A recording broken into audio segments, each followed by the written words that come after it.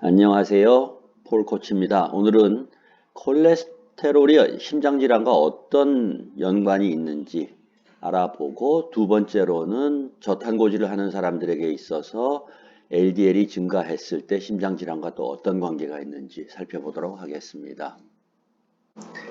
동맥경화는 일반적으로 동맥이 딱딱해지는 것을 동맥경화라 그러고 죽상경화는 그냥 딱딱해지는 것이 아니라 그 안에 플라그가 쌓여서 딱딱해지는 경우를 얘기합니다.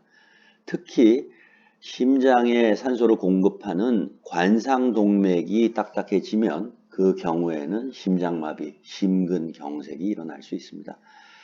여기 화면에 보이는 CT의 사진을 보면 오른쪽 동맥에 하얀 점들이 여러 개 보이고 왼쪽 동맥에도 몇 개의 점들이 보이게 됩니다. 이런 경우가 안에 플라그가 생겨 있는 경우입니다. 1년 전에 저는 저의 칼슘 스코어가 얼마인지 알아보고 싶었습니다. 그래서 제가 이걸 일부러 찍었는데 결과는 507입니다. 제일 좋은 스코어는 0이 돼야 되고 1000이 되면 아주 위험합니다. 1000이 이상이 되면 10년 내에 그 심장질환을 걸릴 확률, 심장질환에 걸릴 확률이 뭐 거의 10% 정도 되는 정도로 위험한데요. 보시다시피 오른쪽, 왼쪽에 40에서 70%, 30에서 50%씩 막혀 있는 곳이 여러 곳 있습니다. 그러면 앞에서 보았던 것 같은 그러한 플라가 왜 생겼는지 과정을 알아보도록 하겠습니다. 지금 현재 이것은 혈관의 내피세포이고 이쪽이 혈관이고 이게 혈관 내부입니다. 평상시에 LDL은 혈관의 내피세포의 수용체를 통해서 이렇게 자연스럽게 나가는데 실제로 어떤 일이 일어나느냐 그러면 네 가지의 큰 원인이 있습니다.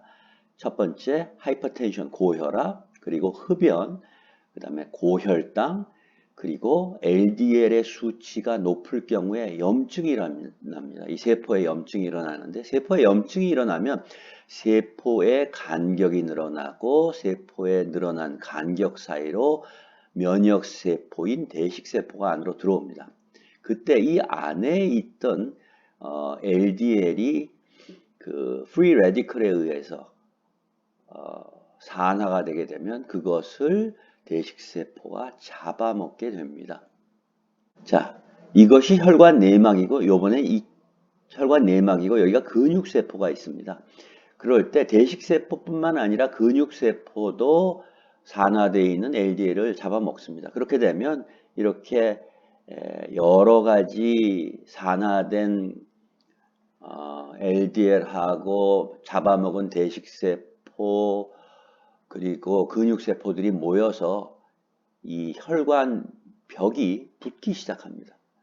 또 칼슘을 불러들여서 딱딱하게 만들죠. 이 과정은 대부분 저희가 염증이 일어나고 치료할 때가 되면 그 피부 겉에 칼슘으로 딱딱하게 막을 형성하고 그 안에 내부를 치유하게 됩니다. 지금 이것도 그런 과정이라고 보시면 됩니다.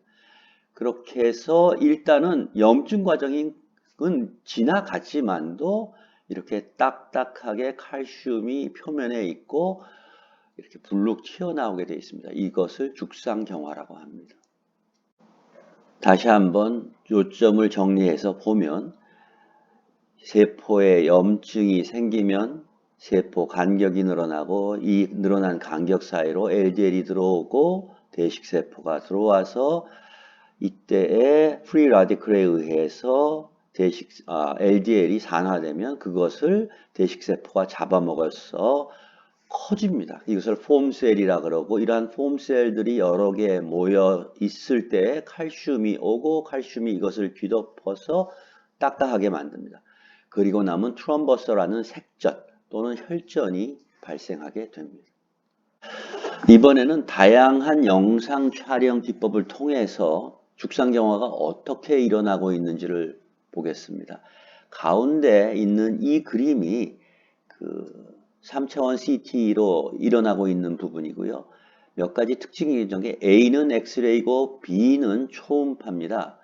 그리고 여기에 나와 있는 H는 우리가 암 진단을 할 때 사용하는 PET 스캔입니다.